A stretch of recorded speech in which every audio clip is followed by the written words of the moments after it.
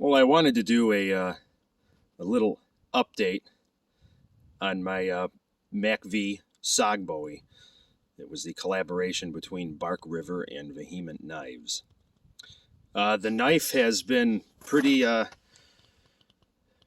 awesome, really. No complaints at all. Um, as far as the 3V goes, I mean, it's obviously a extremely durable steel. Um, I'd be fine with 1095 or 01. I actually might even prefer it.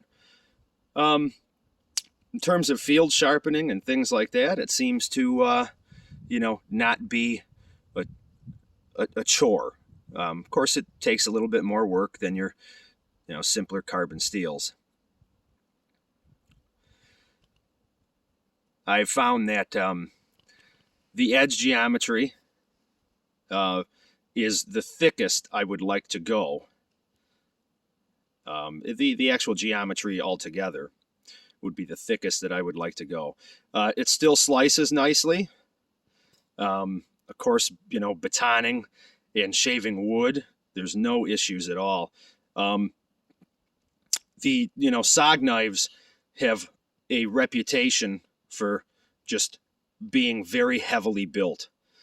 I mean, the brass guard and pommel are very thick. The tangs are extremely thick. The blades themselves are extremely thick. And I want to say that the some of the original MACV Bowies had a 0.28 thickness. So we're talking over a quarter of an inch thickness. These ones here by Bark River, I believe are just a shade under, or maybe right at sort of a quarter inch. So plenty thick enough, especially coupled with that 3V steel. I do have a SOG Super Bowie.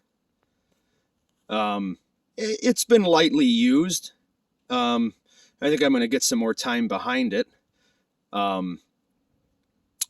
I will be taking stock of the SOG Bowie 2.0 hopefully soon, and I'd like to sort of do some comparisons between that and this Bark River Vehement Knives MACV.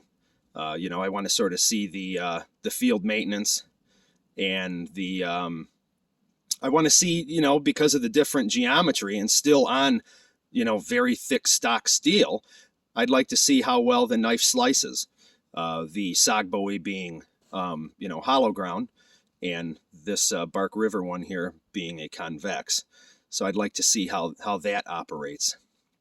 Some of the differences, and differences just in the handle and in the overall feel of the knife. As I stated before, I have gotten a spark quite readily. I have it on video with a piece of flint, chert, and got char cloth lit. And I've done that numerous times. As I said, in that video there, it's not as reliable as, your simpler carbon steels, but you do get some that some of those, sparks coming off, those embers, if you will, hold for quite a while. So good enough in terms, for my usage. And I also have a chunk of a Nicholson file that I put in the sheath of this knife here, where a sharpening stone would be, but the sheath itself doesn't really allow for a sharpening stone. It's a little too tight. So that's the next best thing. I figure I can, do field maintenance on an axe, reline an edge, and get a very reliable spark. Well, thank you very much for watching. Take care.